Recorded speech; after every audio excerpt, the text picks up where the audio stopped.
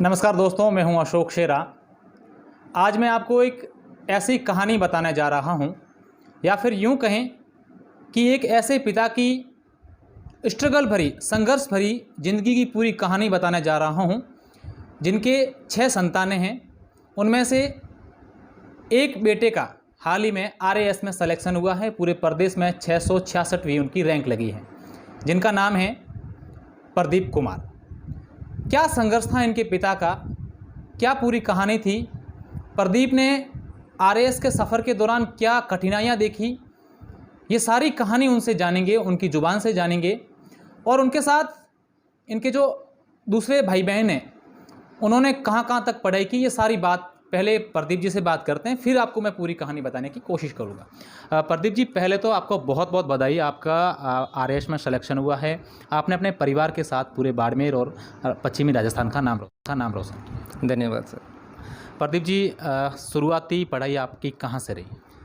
शुरुआत तो सरस्वती विद्या मंदिर सीनियर सेकेंडरी स्कूल से किया है। उसके बाद 11th और 12th मयूनोबस एकेडमी सीनियर सेकेंडरी स्कूल से, और ग्रेजुएशन महाराजा कॉलेज जयपुर, और डिस्टेंस से एमए परस्यू किया है राजस्थान यूनिवर्सिटी से।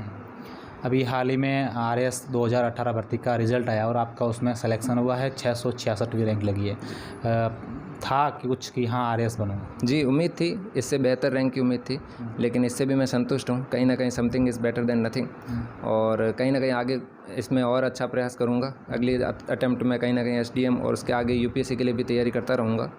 तो ये मेरा अंतिम प्रयास नहीं है, इससे आगे भी मैं प्रयास करता रहूँगा सर। बेसिक आप कहाँ से हो? जी, हम सोनेडी गांव से हैं, सोनेडी गांव विशाला से, और यहाँ पर पिछले 30 सालों से यहीं रह रहे हैं। ऐसा बताया जा रहा है कि आपके पापा एक टैक्सी ड्राइवर थे और उन्होंने संघर्ष करके आपको पढ़ाया। जी, बिल्कुल सच है। ये बचपन से ही, जब से पैदा हुआ हूँ, जब से स्कूल में मैंने ज्वाइनिंग की है, पिताजी ने टैक्सी ड्राइवर होने के बावजूद, आर्थिक तंगी के बावजूद हम सभी भाई बहनों को पढ़ाया है। ये हमारे लिए बड़े गर्व की बात है, और मुझे बहुत गर्व है कि मेरे पिताजी ने इतनी सारी विपरीत परिस्थितियों में भी हम सबको पढ़ाया। न केवल मैं, मेरे सारे भाइयों और बहनों ने न केवल ग्रेजुएशन काफ़ी उच्च स्तर पर पढ़ाई की है, मेरे भैया एक सरकारी जॉब में भी है। तो न केवल मैं, बल्कि मेरा पूरा परिवार अपने पिताजी पर। परिवार में आपके कौन कौन है? हम 4 भाई हैं, 2 बहनें हैं, माता पिता हैं, और अभी हाल ही में भैया की शादी हुई है, तो 2 भाभी साहब भी हैं। कौन कौन आपके 6 भाई बहनों में कौन कौन से पढ़े और कितनी पढ़ाई की? सबने पढ़ाई की है। सबसे बड़े भैया ने बीए और एमए भी किया है। तो उनसे छोटे सरकारी फार्मासिस्ट है, जिन्होंने बी फार्मा किया है। उसके बाद मेरी सिस्टर हैं, जिन्होंने बीएसटीसी किया है। और उसके बाद मेरे भैया, जो आज ठेकेदार है इलेक्ट्रिशियन में, उन्होंने भी 10वीं तक पढ़ाई की है। उसके बाद मैं हूँ, जो आज आपके सामने हूँ, और मेरी छोटी बहन है जो आज बीएड कर रही है, और बीए भी कर रखा है, और एमए भी चल रहा है उनका। देखिए प्रदीप जी, इन दिनों जो अभी आरएएस का जो रिज़ल्ट आया, इसमें से कई ऐसी प्रतिभाएं हैं जिनका देखा जाए तो आर्थिक स्तर से रूप से, और वो ग्रामीण परिवेश से भी आते हैं, वो इतने सक्षम भी नहीं थे। उसके बावजूद काफ़ी युवाओं ने आरएएस में सेलेक्ट हुए, और कुछ लोग ऐसे भी हैं जो अभी इसी तैयारी कर रहे हैं, और कहीं ना कहीं उनको ये भी लग रहा है कि हमारे पास पैसे नहीं है, या हम उस परिवेश से आते हैं। तो ऐसे यूथ्स के लिए आप क्या कहना चाहेंगे?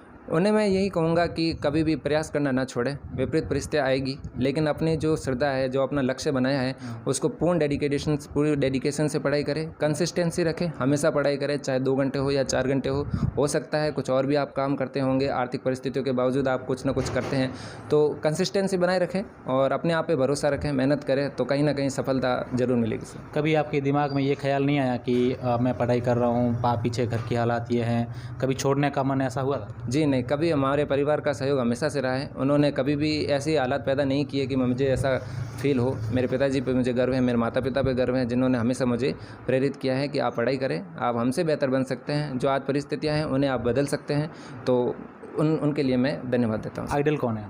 जी, मेरे आइडल मेरे माता पिता हैं, और मेरे सबसे बड़े भैया हैं जो कपिल भैया और चंद्र प्रकाश भैया, वो मेरे आइडल है हमेशा से।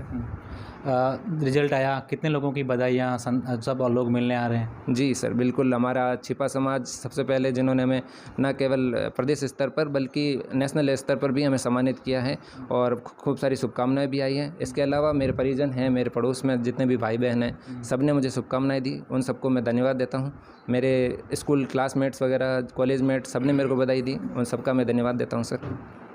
वाकई में देखिए, उस पिता को सलाम है जिनके अपनी 6 संतानों को निरंतर पढ़ाया ही नहीं, उनको सक्सेस करने में हमेशा उनका साथ दिया। इसी के साथ प्रदीप जी के एक सिस्टर हैं, वो हमारे साथ है, जो फ़िलहाल बीएड कर रहे हैं। सिस्टर, क्या नाम है आपका? मेरा नाम भगवती।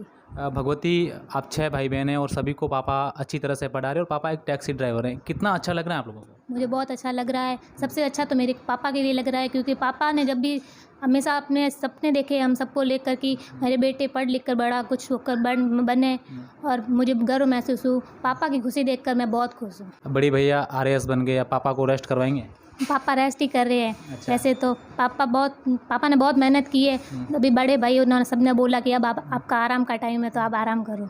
बिल्कुल, ये पूरी संघर्ष भरी कहानी उन मोहनलाल जी की है जिन्होंने अपनी 6 संतानों को बहुत अच्छे से पढ़ाया। उनका हमेशा कभी हौसला कम नहीं होने दिया, लगातार उनका सहयोग किया। उसकी बदौलत आज आप देख सकते हैं कि उनके परिवार में जो 6 संतानें हैं वो एक अभी आरएएस में बने हैं, उनकी एक बेटी हैं वो निरंतर पढ़ाई कर रही हैं। अशोक शेरा, बाड़मेर।